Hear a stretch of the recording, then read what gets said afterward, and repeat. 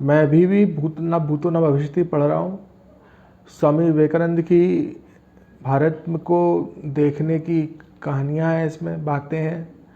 और जिन तरह से लोगों से मुलाकात स्वामी विवेकानंद ने की, स्वामी विवेकानंद पहले राजस्थान गए, फिर वहाँ के बाद गुजरात में गए, जूनागढ़ भी गए, और जहाँ जिस तरह से जाते थे तो वहाँ के लोग वहाँ के राजा जिस तरह से प्रजा का कल्याण कर सकें।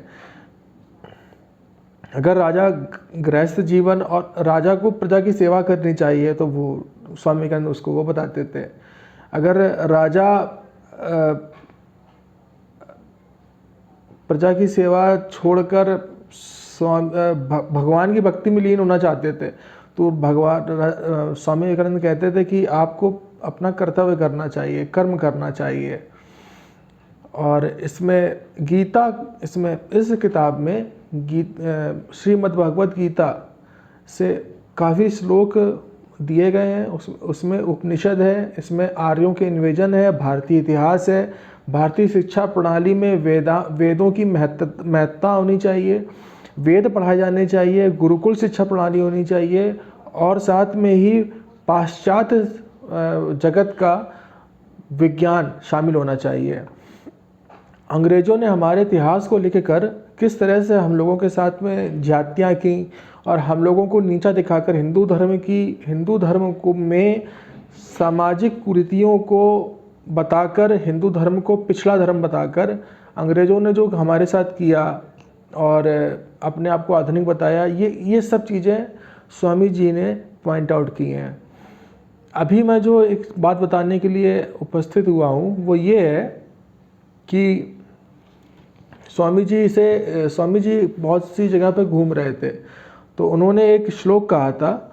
वो श्लोक इतना अच्छा है, उसका दर्शन इतना अच्छा है, उसका मीनिंग इतना अच्छा है कि मैं वो बताना चाहता हूँ।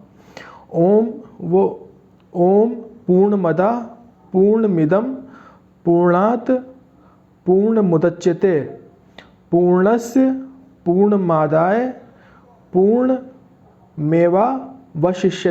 इसका अर्थ ये है कि स्वामी बोले, ऋषि ने कहा है कि वह पूर्ण है, यह भी पूर्ण है। पूर्ण में से ही पूर्ण उत्पन्न होता है, और यदि पूर्ण में से पूर्ण को निकाल दें तो भी पूर्ण ही शेष बचता है। तो इस मंत्र में वह का तात्पर्य है ब्रह्म। हम मानते हैं कि ब्रह्म पूर्ण है, स्वामी ने कहा, और यह का अर्थ है सृष्टि। हम मानते हैं कि सृष्टि भी अपने आप में पूर्ण है। सृष्टि से अभिप्राय प्रकृति से है। आज के वैज्ञानिक प्रकृति का अध्ययन कर उसके नियमों का आविष्कार कर रहे हैं और पाते हैं कि nature is complete in itself. अब इसको हम दैनिक भाषा में समझते हैं। जिस तरह से स्त्री एक बच्चे को जन्म देती है और जन्म देने के बाद वह स्त्री के शरीर में कोई भी परिवर्तन नहीं होता है, वह अपने आप में पूर्ण होती है, अपूर्ण नहीं होती है।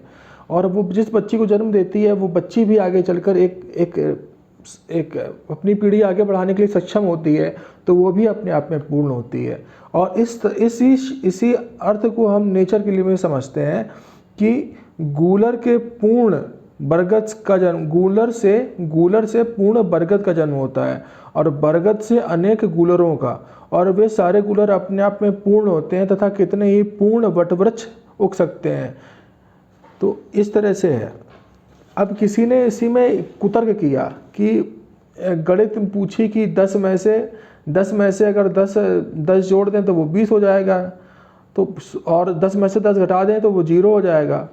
तो स्वामी जी ने कहा, तो आप 10 में से 10 घटाते हैं तो शेष बचता है 0, 10 में से 10 जोड़ते हैं तो परिणाम है 20। ठीक, 10 या 20 या 0 या इन्फिनिटी, अप्रमेयता, इसमें से पूर्णता किसमें है? पूर्ण कौन सा है? 0 है कि 10 है कि 20 है कि इनफाइनाइट है कि अप्रमेय है? अप्रमेयता। तो अब स्वामी जी ने कहा कि पूर्ण तो 0 ही है, तो 0 में से 0 को घटाइए और 0 में से 0 को जोड़िए, तो फल क्या है? 0 ही। तो इस तरह से यह मंत्र लिखा गया है। इस तरह से स्वामी विवेकानंद ने इसकी व्याख्या की है। वीडियो देखने के लिए धन्यवाद।